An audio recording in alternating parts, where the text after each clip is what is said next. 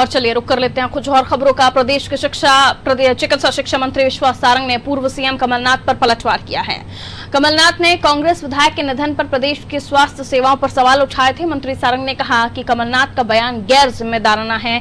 कमलनाथ सेठ हैं, वो बताएं कोरोना में उन्होंने क्या मदद की। वहीं उन्होंने बढ़ते कोरोना के मामलों पर कहा कि मध्य प्रदेश ही नहीं पूरी दुनिया में कोरोना बहुत तेजी से बढ़ रहा है। अनलॉक 4 के बाद कोरोना के सबसे ज्यादा मामले सामने आए हैं, लेकिन हमारी सरकार हर स्थिति से निपटने के लिए तैयार है। अस्पतालों में ऑक्सीजन की कमी पर चिकित्सा शिक्षा मंत्री ने कहा प्रदेश में ऑक्सीजन की दिक्कत नहीं होगी। गुजरात, यूपी, भिलाई से ऑक्सीजन मिल रहा है।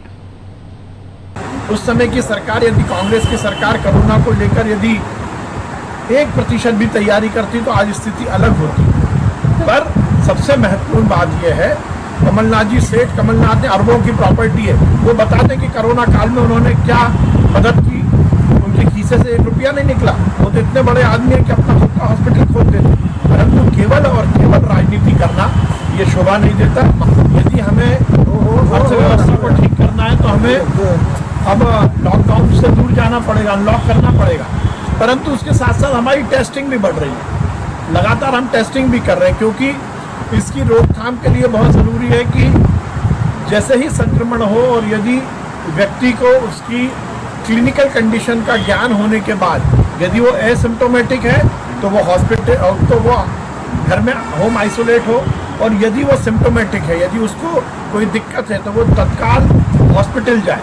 इसलिए ज़रूरी है कि हम टेस्टिंग ज़्यादा कराएं। जब टेस्टिंग ज़्यादा होगी तो ज़्यादा संख्या भी आएगी। मध्य प्रदेश में कहीं भी बिस्तर की कमी नहीं है, आईसीयू वार्ड की कमी नहीं है, वेंटिलेटर की कमी नहीं है, ऑक्सीजन की कमी नहीं है।